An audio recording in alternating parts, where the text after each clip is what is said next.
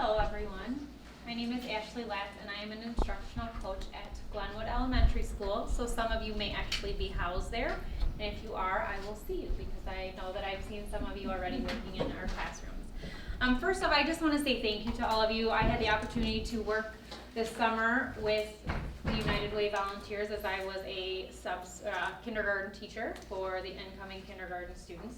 So I got to see firsthand the work that you do in classrooms and the excitement that it brought to the students that you were servicing. So we appreciate it very much. And like Miss Bear was saying, you know, schools are forever changing. So every day things are happening, things are changing, and we as teachers too just learn to go with the flow.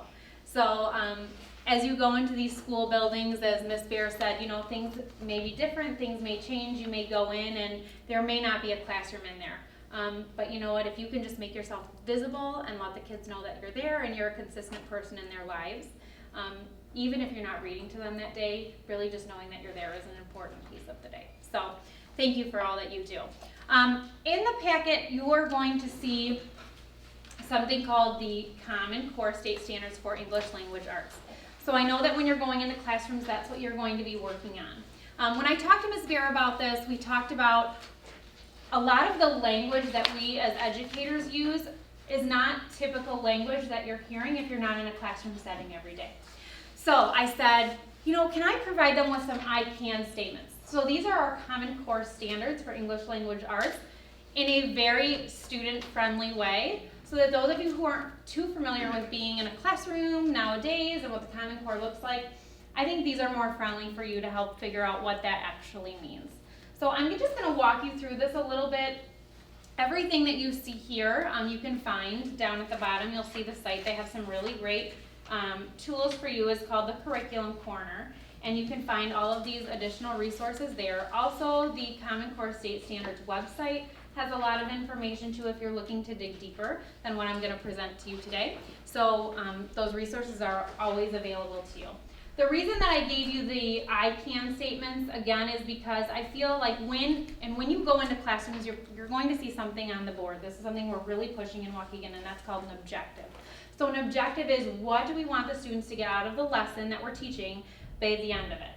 So actually what you're seeing is what you're going to be seeing teachers posting in the classroom, an I can statement. So if they're working on letter sounds, for instance, the teacher will post a standard or an objective on the board that relates exactly to what you're seeing on the paper. So you will become more familiar with this, and this is the language that the students are hearing when they're working in their classroom. So not only is it good for you, but it's good for them so that you can reiterate exactly what's happening in the classroom and you can use the same language that the teacher is using. So you're going to notice that there are a lot of pages here, and it's for grades K through 3. And I just want to talk to you a little bit about what the symbols mean, what the letters mean, what the numbers mean, because again, if you're not familiar with this, it's not going to make sense to you. So let me explain it real quick. Okay, so if you look on the kindergarten page, you're going to see something called RF, which is the Reading Foundation Skills. And that's print concepts, phonological awareness, phonics and word recognition, and fluency. So those are all of the pieces that you're going to find under the Reading Foundational Skills in kindergarten. Now, as we move up through the grade levels, you're going to notice that the basis of the standard is the same, but it's just getting more difficult as you go up through the grade level.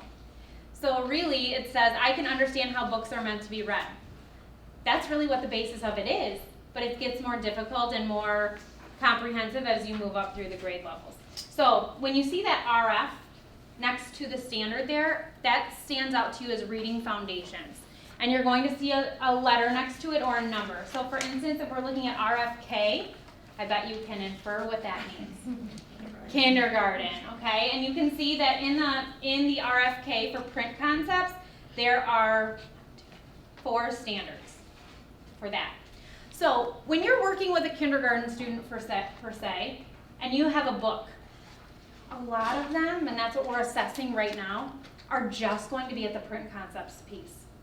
Many of them, surprisingly, have not held a book before. I mean, I know that sounds like shocking, but it's true. They don't know how to hold a book. They don't know which way it goes. They don't know how to read from left to right, find a letter, those are all a lot of our kids are really just at the print concepts piece. So a lot of the things, if you're working with lower grades, you're just going to be starting off with the basics. This is a book. This is how we hold the book. This is the title of the book. Very basic things in kindergarten. The second piece is phonological awareness. And again, that's a reading foundation skill. And you'll see that by the RF again. And that's about understanding how letters and sounds work to make words.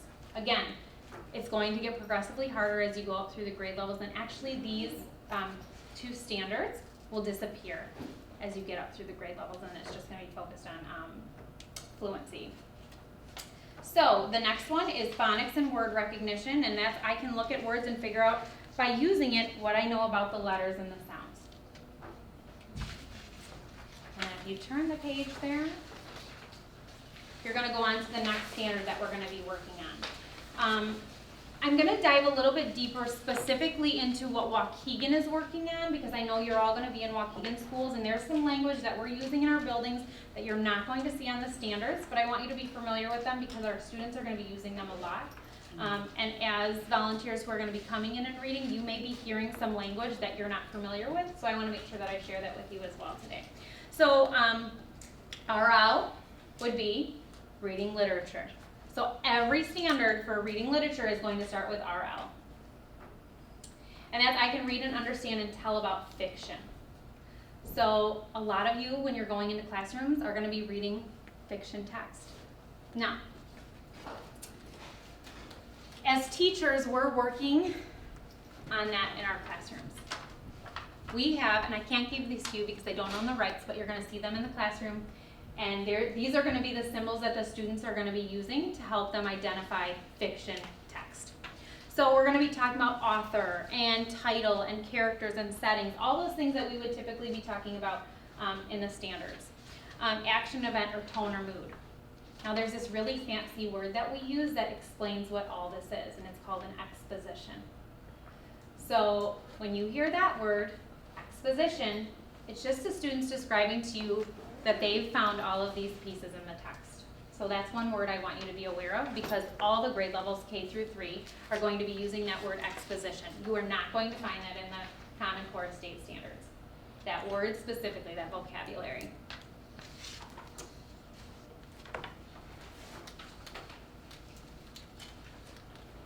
So when you're looking through the I can, the fiction statements, again, these are all very basic. I can ask and answer questions about important details in stories. I can retell a story I know using important details from the text. Again, this is basically the foundation, and then it's going to be built upon every grade level that you move up. So if you're in kindergarten, these are your standards. When you move to second grade, it's going to get a little more complex. Third grade, even more complex. But the gist of it is pretty much the same. So if you turn the page there, you're going to see the next one, RI. What do you think that stands for? Exactly, reading informational. So these are our nonfiction text. Again, this is reading and understanding things about nonfiction text. We use informational, we use nonfiction. We also use something in Waukegan called non-narrative. That is also something you're probably not familiar with. But with the model that we're using called balanced literacy, we're also using non-narrative. So if you hear students say this is a non-narrative text, it's because that's the language we're using with them in Waukegan specifically. So I talked to you just briefly about what we're looking for when we're doing a narrative text. This is what we're looking for when we're looking at a non-narrative text or informational or nonfiction. There are a lot of terms that we utilize for that. So when you're looking at a new text, we're doing something called previewing. That means in order to really fully understand what we're going to be reading about, we do a preview. That means we use these key components to help us decide what the text is going to be about. So predicting. So we used to say, look at the front cover of this book. What do you think it's going to be about? Now we're trying to build upon that. Let's look. What photographs do you see? What do those photographs tell you? What do you know about those photographs? Do you see any maps or any diagrams that might help you decide what this text is going to be about? So we're really trying to dig a little deeper with them when we're meeting them in groups. because I've seen you at our building working with kindergarten, and I know that you sometimes pull one-on-one, sometimes you pull in a group. So just trying to expand on some of that language and getting a little bit more deep with your thinking and what you're asking of them to do. So again, you're going to see in the reading and informational standards that they're asking a lot of questions about the information in a text. And so these are some of the things when you're meeting with groups that you might be asking them.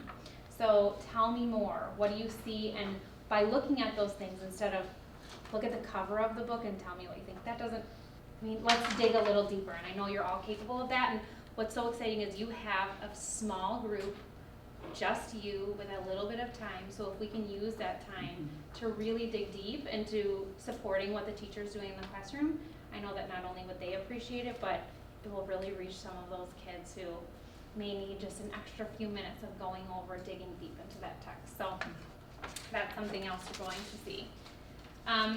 If you scoot over to first grade. Can I ask you a question? Oh, absolutely. So at the end of kindergarten, Yes. are they expected to know the alphabet? Are they expected to use short words? Yes. So what you're seeing for kindergarten, which is these 3 pages, these are all the expectations by the end of kindergarten. So when you're looking at that, it says, let's see one that you're talking about. I can say the most common sound for each consonant in an alphabet. So that means if I'm looking at the alphabet, I can make all the sounds of those letters. That's the expectation by the end of kindergarten. When you start working with our kids, as Ms. Bear said, a lot of our kids aren't there. And so that's where you come in as an extra support to not only support them, but to support the teachers as well. So these are end of the year standards or goals. This is what they're looking for them to be at the end of the year. Yes. And is that going to stay for the county or just for Waukegan? So this is Common Core state standards. So this is most of the states have adopted this. Not all of them, but most of them have. So in all of Illinois, we've adopted the Common Core state standards. So if a student is moving from Waukegan to Zion, they're still expected to know the same information. We used to have Illinois state standards, and now it's common. So if they move to Wisconsin, they're using Common Core state standard. If they move to another state, most states are using the Common Core as their what they can do by the end of that grade level. So when you're comparing, if you've got your kindergarten and your first grade ICANs out, and you're looking at the foundational skills. So for instance, it says, I can understand how a text is supposed to be read. I can understand how books are meant to be read. It's the same principle. RF1 for kindergarten is that I can read the words in books in the right order. And in first grade, it gets a little harder. It doesn't break it down that much. It says I can show that I know how books can be read. I can find and point to the first word, the beginning, capital letter, and the ending mark in a sentence. So you see there's much more foundational pieces in kindergarten than there are in first grade. Now if you move to second grade,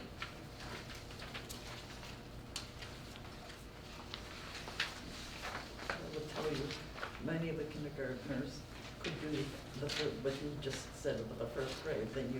Good. I was really amazed. well that's great. Well see, Yeah. it's all with your help. Well, I don't know about that. I think the teacher did it. And then if you go on to second grade, you can see how it's really built upon through the grade levels. So in second grade, you're going to see that those pieces of print concepts and phonological awareness are no longer there. That's because the goal is by second grade that they've got all those foundational skills in print concepts and phonological awareness down. Now that's not always the case. So that's why you have this handy dandy tool that you can reference when you're going to your classrooms. I think this is a really great way for you to pick something, and Ms. Bear and I were talking, really when you're going into a classroom, what is it that you're going to be working on specifically? You can really use these as your goal for that lesson. So if I'm going in and I'm working with a kindergarten class in the beginning, maybe my goal is just that the students can show me where the title is of a book. Maybe that's something that I'm working on the first time that I'm there. So I think to get the most bang for our buck is going to be really going in and being specific about what your expectation of them is when you're going in to do your lesson or your reading group. You know, what do you really want to get out of this short time that you have with them? Because there are so many things that you can do, but let's really focus on one or two specific tasks that we can get done during that time. I think not only will it help you to center kind of what your expectation is going to be for them, but then also you're going to be able to say, okay, I worked on this week. Next week, let me check and see if they understood or really got what I was teaching them last week, which was, can you show me what is a title? A title tells me what the name of the book is. I mean, very basic things. So I think if you can go through and pick out, and I don't know if Ms. Bear has something in place for you where you go in and you know what you're going to be doing that day, but this can be a really good tool to help you with deciding what you're going to be expecting that lesson when you go in. So if you go, we're talking about pretty primary, let's go to 3rd grade.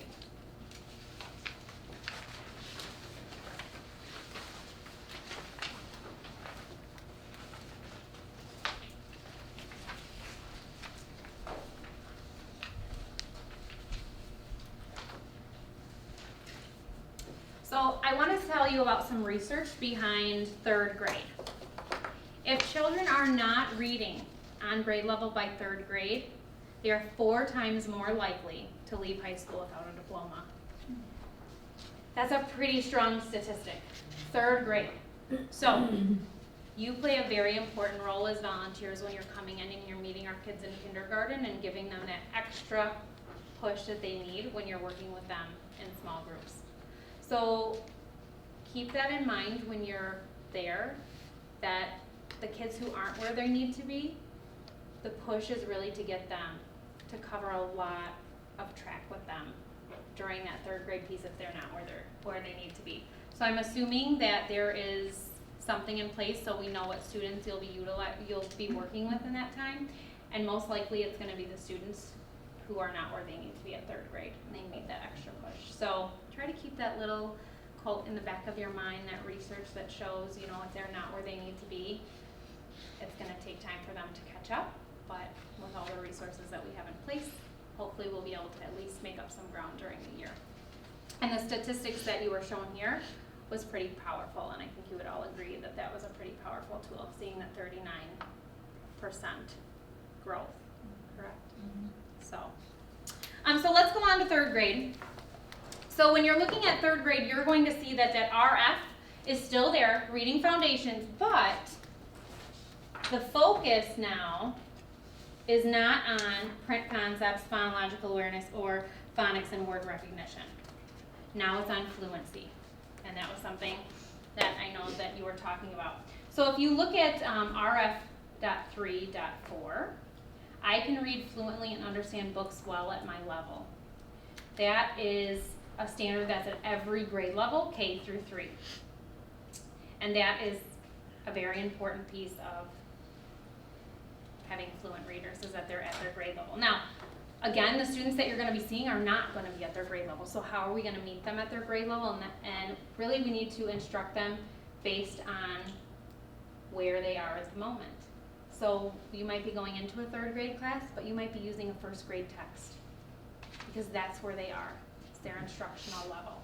And those are things that you'll figure out with the teacher when you get there, and they'll provide you with those resources so that it doesn't become a frustration. Because I'm sure that you have been there, you've been in situations, I know I have, where I go into a situation and I don't know. I'm not at the level of the person who's presenting to me. So you have to bring it down to the level of the student, the instructional level. So those are the things that we'll be helping in the buildings. Make sure that we give you the proper resources that you need so that you are meeting them at their instructional level. Again, we're moving on to the fiction. I can read fiction. Again, that's through all the grade levels. Ask and understand questions, show that I understand stories. I can find the answers to specific questions within the stories that I read. I can remember and retell different kinds of stories from many cultures. So that's another piece I'm sure a lot of you are familiar with, and you're probably doing if you've been a volunteer before. Tell me about that story. What do you remember? That's a retell. What do you remember about the stories. Tell me some important details from that story. And that's K through 3. You're going to see that same give me details with support. It's going to say with support in the lower grades, and you're the support. And as you then increasingly get up through the grade levels, it will get harder.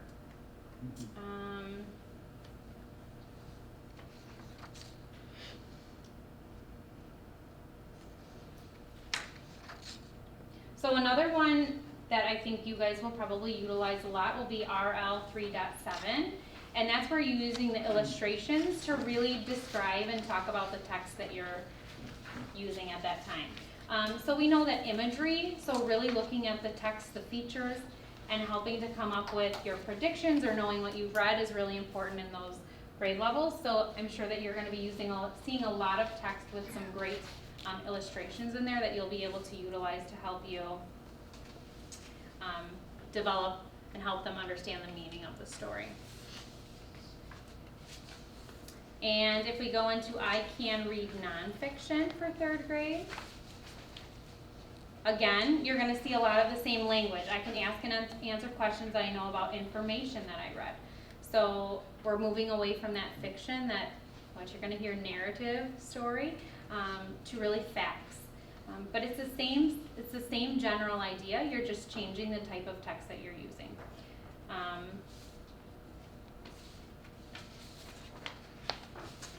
And again, the standard for the end of 3rd grade is that they can understand and read fluently text at their grade level. And I know we already had that conversation, so we're going to meet them where they are, but that is the expectation.